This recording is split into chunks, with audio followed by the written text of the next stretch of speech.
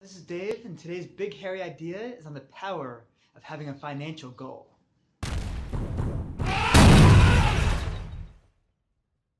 So, I've been talking a lot about my book lately, The Cash Machine, which is all about financial independence and financial literacy. But what I haven't done is actually define what financial independence is all about and why this is something that I'm striving for, and I believe that everyone who has not reached it really ought to be striving for. But first, I'd like to tell a story. So, when I started out in business, at first I was doing pretty well. I was making enough money to support myself, support my family, but then I hit a bit of a hiccup. And the hiccup was, believe it or not, that I started making more money than I needed to live. And for some of you, you're thinking, well, that's the kind of problem I would love to have. But for me, it actually created a bit of stress because I didn't know what to do with the excess. And I started, I think, feeling a little bit guilty that I had more than I needed. And I'm like, okay, well, maybe I can be growing my business with this money. So I started putting my money into things that business didn't really need in order to survive, in order to thrive. I started hiring people. I felt really good about myself because I was providing jobs to people. But suddenly this business that was small and easy to manage and made a lot of money became big and hard to manage and started losing money. In fact, I soon dug myself into debt by keeping on a staff much bigger than my little business could afford to handle. And that excess money turned into no excess money, turned into debt, and turned into a whole bunch of really difficult decisions I needed to make in order to turn things around. And it was only later that I started to realize, well, the problem is that I just had more than I needed, and I didn't know what to do with it. I didn't have any real strong financial goals. And so, like I said, I like to write about things that, not writing what I know, but writing what I need to know.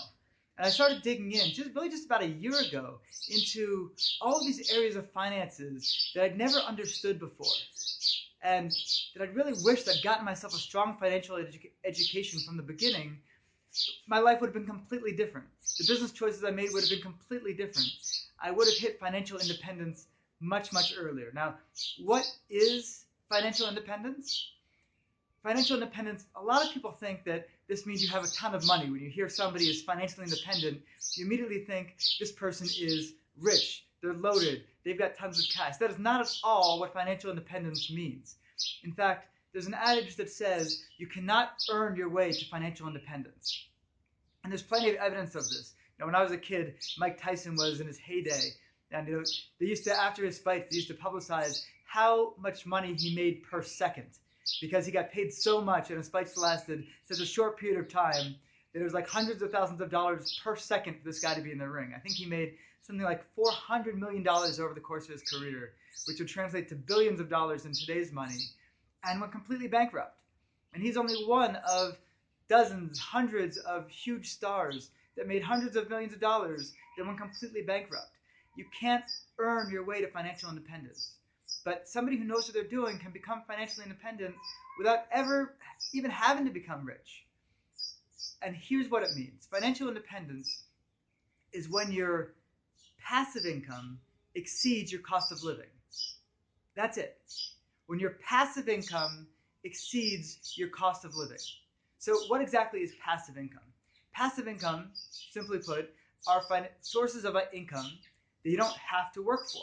So, a simple example of this would be a stock dividend. If you own stock and that stock gives a dividend, you own Apple, every year Apple gives you a dividend, you get 1 or 2% back. That's income that is coming in that you didn't do any work for whatsoever. Now, stock dividends are not normally so high, and they're not normally the way to get to financial independence, but it's a very easy example to look at. A more common example might be real estate. Now, some real estate is speculative. You might buy a piece of land that has nothing on it that you can't rent out because you think this area is going way up. That's an investment for growth. It is not an investment for income. But buying, say, a rental property, where the rental property brings in more money each month than it costs you in taxes and mortgage and all of that, can give you a little bit of extra income every month that would be almost entirely passive. That's a very clear example of passive income. And so this book, The Cash Machine, is all about these things I wish I'd known 25 years ago when I was starting out. Had I understood passive income, had I understood what to do with excess money when I had it, that today I have no question in my mind I'd be financially independent. Currently, I'm not, but we are making huge strides in that direction now that we know what to be doing. Now we know what to be investing for. In fact, I got just yesterday, a notice that a small deposit had been made in my bank account. This deposit, I get this notice once a month now because of an investment I made last summer that every month gives me a small amount of money, nowhere near enough to be living on at this point, but it's a step. It's a step towards getting to that financial independence. And once those monthly payments that are coming in exceed the cost we need to live on, well, then we're completely independent. From that point on, I can work if I choose to, but I don't have to work because I'm forced to. I can spend my days doing the things I want to be doing that I think are going to contribute most, that I think are going to be most growthful, not spending it in aspects of the business that I might not enjoy, that I might not think add any great benefit to myself or anybody else, but which I have to do because I need to make sure that there's food on the table. I need to make sure the rent is paid. I need to make sure all of our expenses are covered. So that is financial independence, and that is really what this book, The Cash Machine, is about. It's about that whole process of becoming financially independent, all the different factors you want to be thinking about, everything you want to go into. And because I believe that people learn best through story, The Cash Machine is actually a romance. It's a novel.